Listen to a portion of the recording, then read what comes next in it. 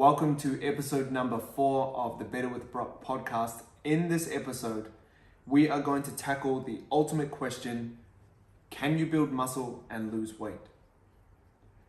This is probably the most asked question that I get, and it's so hard to answer in my Instagram story daily Q&As that I'm doing, and even in a caption on Instagram, and I really wanted to break it down. Now, this is going to be a shorter podcast, around 15 to 20 minutes, but I just really wanted to dive into this question because it's the ultimate goal when we're looking at transforming our body.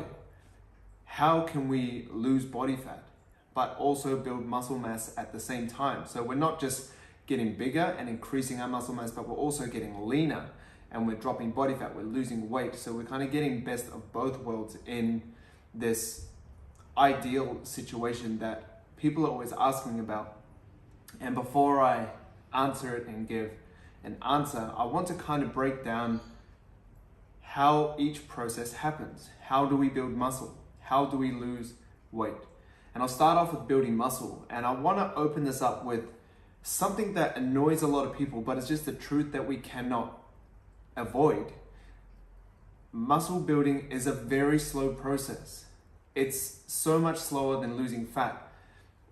When we're losing fat, we can lose, say, 8 kgs in 8 weeks quite well. Like, if you have that amount of weight to lose, that's very possible. But it's very hard to see someone build 8 kg of pure muscle mass in 8 weeks. It just doesn't happen like that. Muscle mass is very hard to produce and create. And I'm not saying this to be a Debbie Downer and say, don't try and do it because it's so hard. It's definitely worthwhile, but it just isn't a process that's as fast as fat loss. And that's one thing that stumps people straight away and kind of kills their motivation when they try to build muscle, because I've dealt with a lot of clients who have lost substantial amounts of fat in a fat loss phase. And then my next conversation is, okay, now we have to build muscle now that we've lost this fat, because we don't just want to lose this fat and then just kind of just maintain and plateau and stop making progress. Like, there's always progress to be made. So let's start building muscle. And then as soon as we go into that phase, I prep everyone to say, look, this may not be as fast as our fat loss progress was, but this is how we're going to measure progress, etc., etc. And then when they get into it, it's a bit hard. It's a tough pill to swallow, because you're looking in the mirror, you're not really seeing many changes, because when you lose, if I go back to that example, when you lose 8 kg of body fat, you look like a completely different person. You're leaner. Maybe you went from not having abs to having abs. Maybe you went from not seeing veins on your biceps to seeing veins on your biceps. It's very different. But when you're building muscle, you have to have this bigger picture mentality, because you kind of do the opposite, because often, which I'll touch on later on, building muscle actually requires you to be in a calorie surplus, to eat more calories than you burn. So you actually end up gaining a bit of body fat. So you often go from having lean abs that you're very proud of, let's say, to just a flat stomach and losing your abs, which is a bit like, oh, I thought we were making progress, but I feel like I'm going backwards. Or going from having veins in your bicep and looking vascular when you train to not looking vascular when you train and kind of looking a bit flat. So we have to remember that when we're building muscle, this is a timely process. We have to be patient. So how do we actually build muscle? To break it down simply, to build muscle, we ultimately have to give our body or our muscles a stimulus that it hasn't received before, so that we can give it a stimulus, and then that can result in an adaptation where our muscle grows or repairs and then grows. That's ultimately what building muscle is. And that's why we're always encouraging, and I say we as personal trainers, as strength coaches, as people that are highly recommending physical activity, whoever it may be, if it's your coach or your auntie or your uncle or your dad, progressive overload is how we continue that muscle building process when we are lifting weights. So if we just lift the same weights forever, that's not going to tell our muscles that we need to repair and grow and become bigger and become stronger, because there's no stimulus that's saying, hey, we need some more muscle to do this. So if you lift the same amount of weight forever, you will result in not having any progress. And that's why I am currently going to a gym in Sydney where there's a lot of old people in the gym because it's connected to an RSL. So there's a lot of elderly population training. And I understand fitness has completely changed and revolutionized since, maybe they were kind of educated on fitness or were around the fitness industry. But I see them, no program, and this doesn't just have to be elderly people as well, it can be just normal people in the gym, just doing the same weights, doing the same exercises, training at the same intensity.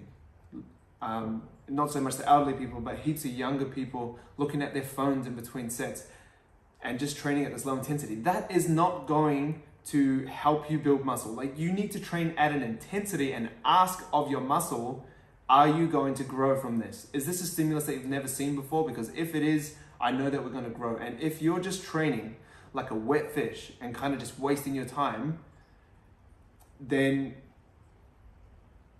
let's put it simply, you're not going to build muscle like that. You're not going to build muscle if you're not training hard. Like, that's why you see even some people that follow the worst training programs that have kind of horrendous form and they're going to the gym, but they're training hard. They're absolutely giving it their all. They are asking their body or demanding their body, hey, look at this stimulus. I'm going to keep doing this. I'm going to make it even harder next week, and then harder next week, and then harder next week. I'm going to need some help. So let's bring some new muscle in. So I guess that's how we kind of build muscle. That is how we demand our muscle mass to be built from our body. We need to ask a stimulus from the muscle so that we get a response, which results in an adaptation, which results in our muscles repairing and growing. So that is simply how we build muscle. Like, it sounds really simple, but pushing hard, and as you get stronger, as you become more advanced, it does get harder to build muscle, because those increments that you're increasing weights with, let's say, become smaller. Like, you can't put 10 kg on your squat every week for the rest of your life, because then you'll be squatting, 2 tons by the time you die. There is this kind of point of diminishing returns where it doesn't always, you're not always increasing by 10, but you always have to be kind of trying to train at that intensity where you're pushing the boundaries with your muscle mass. So now to answer the question, how do we actually lose weight? Well, if you've been following me for a while, if you've been around the industry for at least a year or two, you'll understand the 2 words calorie deficit. I say this, maybe 3 to 10 times per day. And a calorie deficit is ultimately, to explain it in layman's terms, like someone has asked me on my Instagram stories, layman terms of a calorie deficit is just burning more calories than you consume. So that gap in the calories. So let's say you burn 2,500 calories per day, but you only consume 2,000, then you've burnt 500 calories more than you've consumed. Therefore, that gap is called a calorie deficit. And from that calorie deficit, our body takes fuel from our body fat. So we burn our body fat as fuel, and that is how we decrease body fat and decrease weight in a calorie deficit. And it's been confused a lot with method versus principles. And let me break that down. So there's methods, there's fat loss methods, the keto diet, intermittent fasting, eating a plant-based diet, going vegetarian, eating paleo, the Atkins diet, the 5-2 diet, the warrior diet, which I touched on in my first podcast.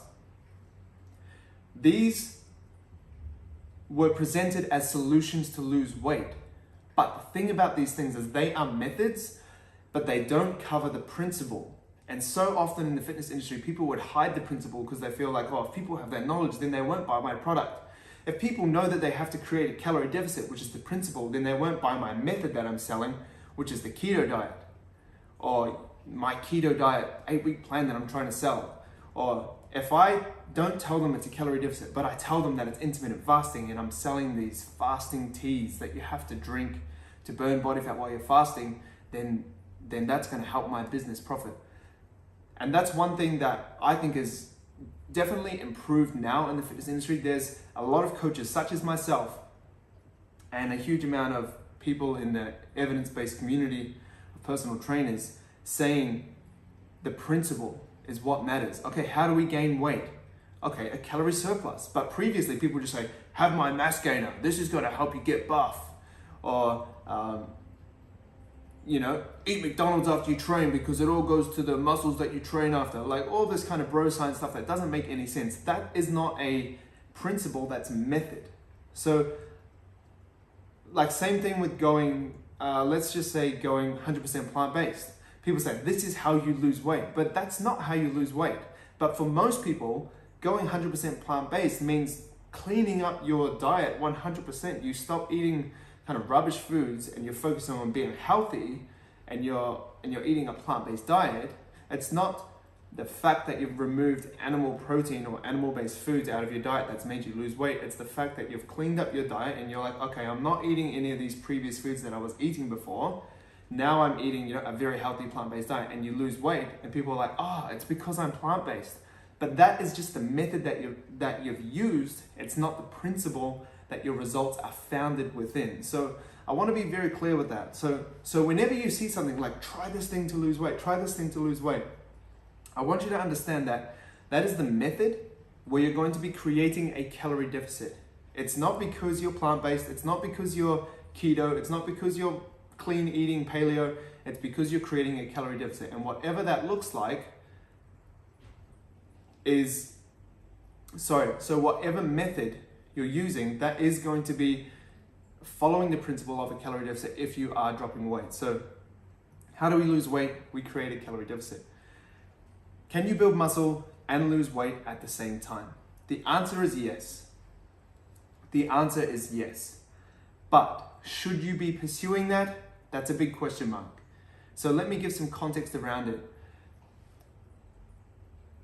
You can build muscle and lose weight if you eat at maintenance. It's a slower process and it's called body recomposition. So this is really powerful for people such as a beginner, because if you're a beginner, you have this superpower called newbie gains. And because your body isn't used to any stimuluses from training, because you're a beginner, you're starting out, a shotgun approach will work. So if you just do anything, your muscle's gonna be like, whoa, what is that? I'm gonna respond, bang.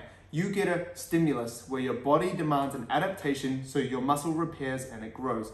So you're building muscle. And if you pair that as a beginner with being in a calorie deficit, you're gonna drop body fat, but you're also going to build muscle because your muscle is like, whoa, what's that? What's the stimulus I'm gonna build? So if you're a beginner, eating at maintenance and just training really hard, I know that sounds really broad, but that is gonna be a great solution to you making awesome progress early on.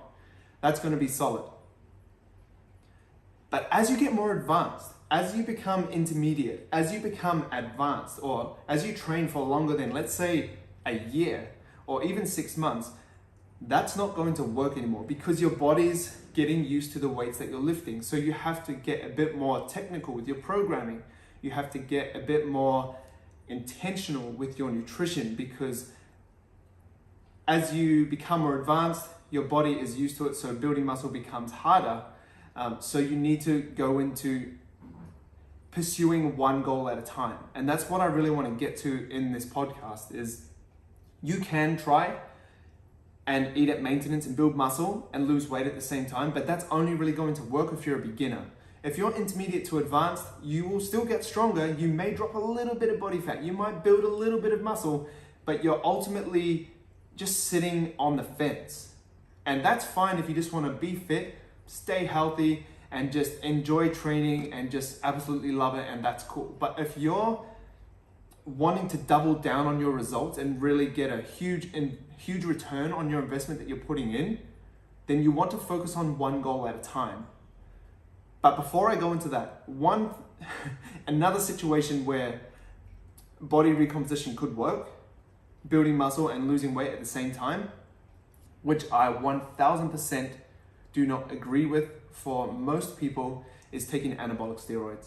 Now, there's a lot of people on Instagram, there's a lot of people on TikTok, on Facebook, that are not transparent with their use of anabolic steroids. And I'm really proud to say that I'm a natural athlete. I've never taken anything, and neither have my clients. And it is harder to build muscle. Not like I've been training for 14 years. It's hard. It's really hard to build muscle now. I really have to focus and push hard and really try and get personal best a lot. I need to get really creative with my programming because I'm used to 14 years of training. My muscles have seen a lot. So I have to continue to get creative. I really have to double down on one goal. If I want to build muscle, I need to create that optimal environment with a calorie surplus and train really hard. If I want to drop body fat, that is still possible and actually still, I guess, as easy as other people, but it's really the building muscle thing that's hard. So if I really want to do that, I need to get in a surplus. But if I was on anabolic steroids, where my testosterone was tenfold and I could just recover like that and my strength would go up like that, then it would be easier. So I'm not saying that that's another solution. Just take anabolic steroids, but that is definitely a way that people do it. And that's why online sometimes you can see transformations where it's like crazy, or you see personal trainers with these crazy bodies, you see fitness models with these crazy bodies, or even actors getting into crazy shape really quick and they're like, oh, I just did it through this workout. Most of the time, there's so many big actors or fitness models that are not transparent, and like I don't have a problem with them taking anabolic steroids. People can do what they want with their body, but I don't think it's fair if you're not being honest about your path to success and that you achieve, because then there's going to be people like 14-year-old Brock, where you're looking at these people saying, I want a physique like that, and then you're looking at their interviews and you're going, oh yeah, I got their workout plan, I'm going to do that. It doesn't work like that, unfortunately. And I think if there was more transparency with the use of anabolic steroids, then people would actually have a bit more respect for those people because they're being honest about how they got there. And I don't think it takes away from their success. I just think it opens up people's perspectives that really look up to them. Because even fitness models, I was looking up to fitness models when I was 14, 15, 16, because I wanted to look like them. And I was trying to eat their diets and do their workout plans, and I was not getting the progress that they were getting. But if I knew that they had this unfair advantage, I wouldn't have set this unrealistic expectation on myself to actually try and look like them or emulate them. So yeah, that's kind of another way to achieve it, but that's not something I'm recommending, but I'm just kind of touching on what is out there and just to kind of help you grow your knowledge around this area. So yeah, pursuing your muscle building goal or body fat dropping goal, getting leaner goal, is going to be best if you're intermediate to advanced.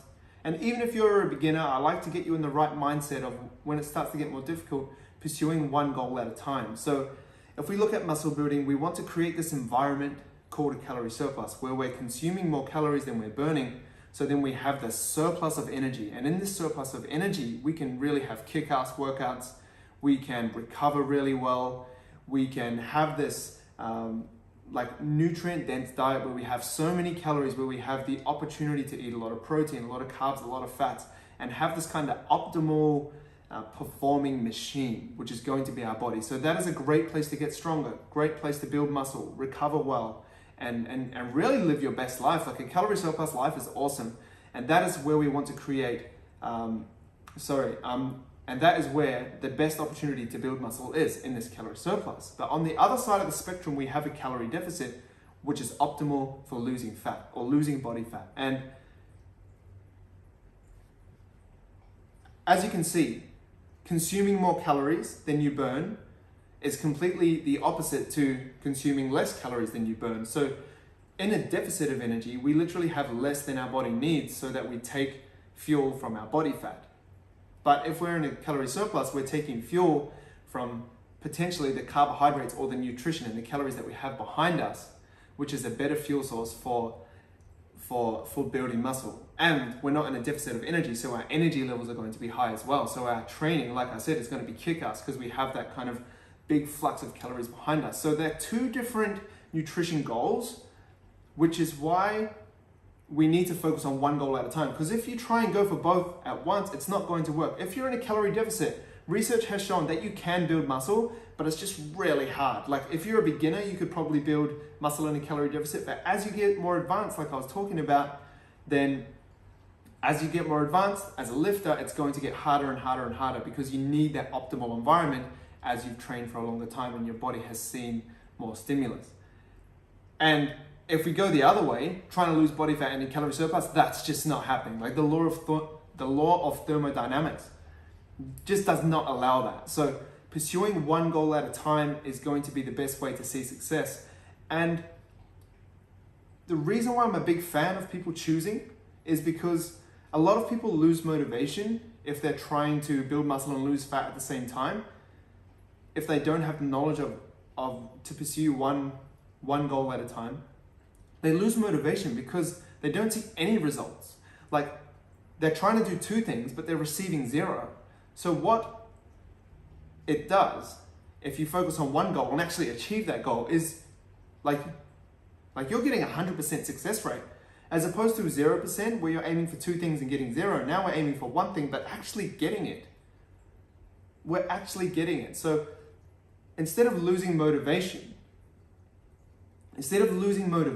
and pursuing two goals, we're actually going to be making progress. So if we're trying to lose body fat and that's all we're focusing on, we're going to make progress if we do it correctly. If we're trying to build muscle, we're going to do that correctly.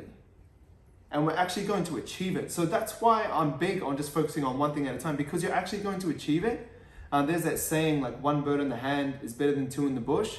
Just focus on one goal, because that is how you're going to actually get motivation and get the ball rolling. And that is what a lot of people just want at the end of the day, just to make progress. Like if someone asks, can you build muscle and lose weight? And you lie and go, yes, and then they try and do it and then it doesn't work, they're not going to be motivated. But if you say, well, you can't, and then they go, oh, well, that sucks. And you go, but you can achieve one of them.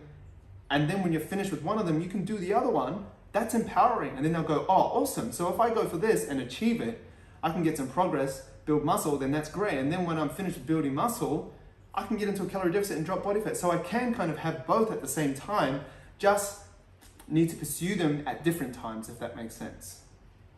And the last point that I wanted to touch on, was that one. I just read my notes and realized that I just read it out. So to summarize this podcast, can you build muscle and lose weight? Yes. Should you try to do both at once? Not really.